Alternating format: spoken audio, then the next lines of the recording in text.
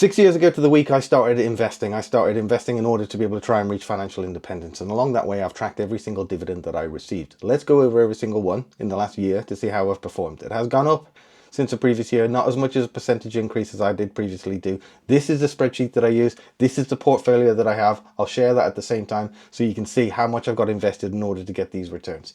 The first one is Pepsi, which I got £12.30 from. I don't have that in my portfolio anymore, so you won't actually be able to see that, but it is gone. It is now in the NASDAQ QQQ, which is right there. So I got about £2,000 in that, and that's as a result of 8% gain in there. I got rid of Pepsi and I moved it into NASDAQ. Second is Realty Income, £14 and 14 pence. Where is that? There it is. So I got about £3,400 in that in order to achieve that.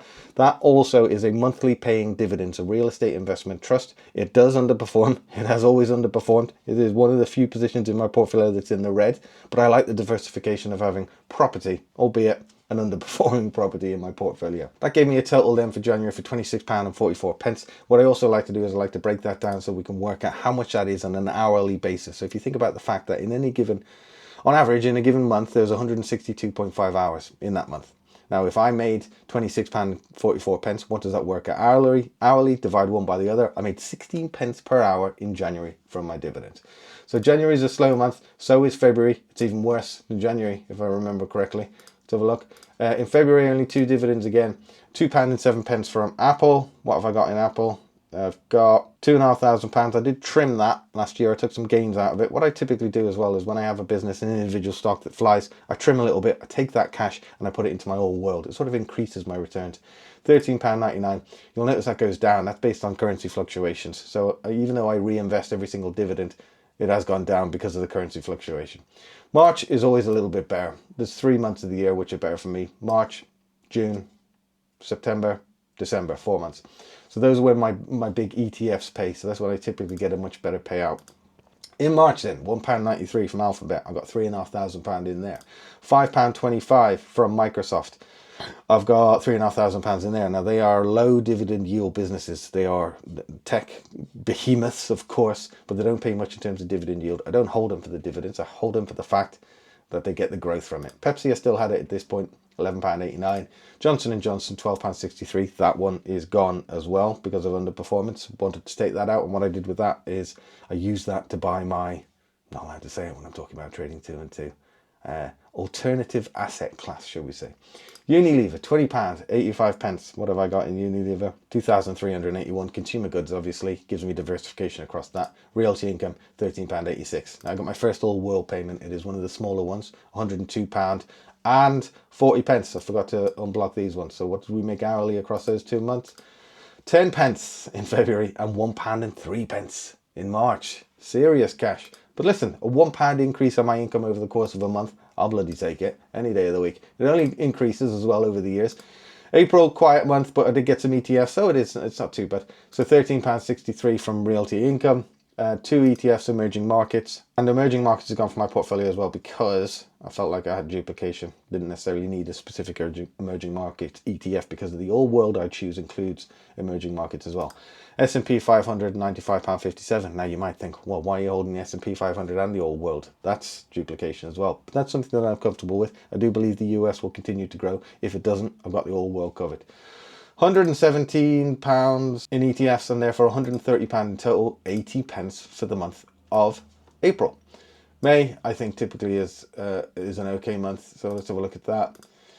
£2.08 from Apple. So that's the second time that one's come in. Don't necessarily need to cover that. Aviva is a biannual dividend payer. That means it pays twice a year. And that paid me £94.37. Every single dividend reinvested back into the business that paid it, by the way. Lloyd's. Aviva is, where is it? There it is. So I've got 3,200. Lloyd's, I've got just short of 4,000, but look at the gain. Look at the gain, just short of 100% up. Banks have done well this year, that's for sure. That's because of interest rates. £13.61 Realty Income, nothing in the ETFs. That meant I made £1.13 in May. June is the best month of the year for me, and I wish every month was like June. Pretty much everything pays, and it pays really well. Alphabet, covered that. Microsoft, £5.12. Pepsi, gone now. Johnson & Johnson, gone, £11.51. Unilever, £21.64. Realty income, £13.42. And legal in general is a biannual one. It pays a massive dividend. It has gone into the green now. That's nice to see. It spends most of its time in the red. That's because it pays a 9% dividend. But I like having it. I like having that big dividend coming in. And I like having the diversification across the UK finance business. Then in my ETFs, £13.04 from my biotech and £361.03 from my old world. Now I have £73,500 in my old world, so it is a big position. That's a total of £648.13. That as an hourly rate is £3.99. Like I say, if I could have that every month, I'd bloody take it. Then into July is a quieter month, but still a good one, still into three figures. Realty income, of course. S&P 500 has come in for the second time, £91.88. That gave me £105. In August is a dire month. It always is, always has been, because of the positions I hold. Pretty much only got, realty income, £13.49, and Apple at £2.04. In terms of the portfolio as well, let's have a look at it just while we're here. Over the course of the last year, it's up 16%, right? It has been a great year. My max view now is 86% up. I'm at £148,000. Now, the reality is I've actually doubled my money. So I've put about £75,000 into the market, but because I consolidated some of my previous stocks and shares ISAs from different providers into one, it doesn't show as positive as it actually is in reality. September then is a good month. I do like September. So a lot of payments then from Alphabet, from Microsoft, from Pepsi. That's when I sold it. I think I sold it August time. Unilever, Lloyd's, £48, biannual one, so that's the second one from Lloyd's. Realty income and legal in general, that's the biannual one too, so that's the second one from legal in general. My old world paid £206.78, and QQQ, because at this point that was the time that I had moved from Pepsi into QQQ, paid me £1.35, just short of 400 quid, or £2.46 per hour.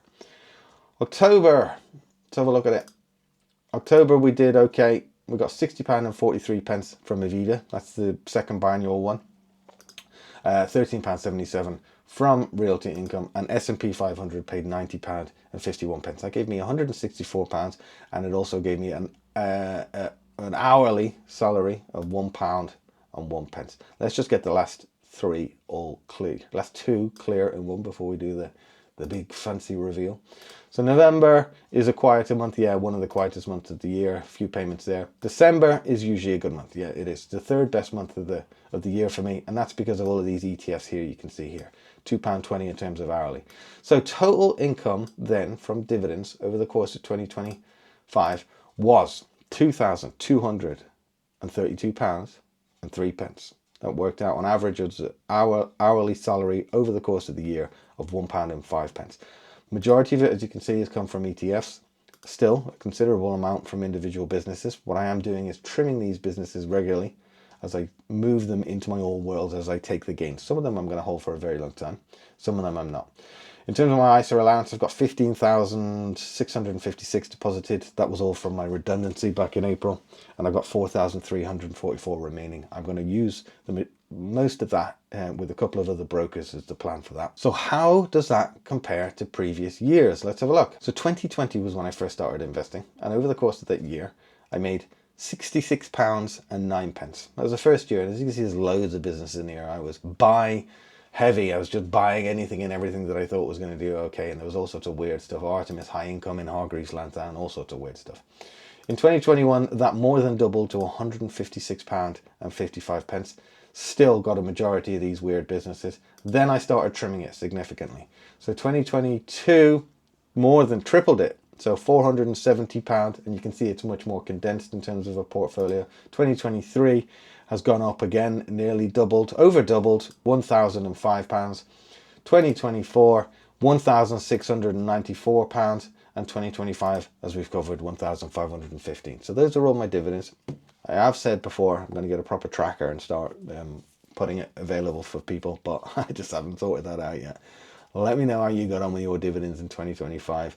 Thanks for tuning in. I do have a goal this year to get 100 YouTube videos out. So this is number one in 2026. Hopefully we can keep up with that. Any questions, let me know.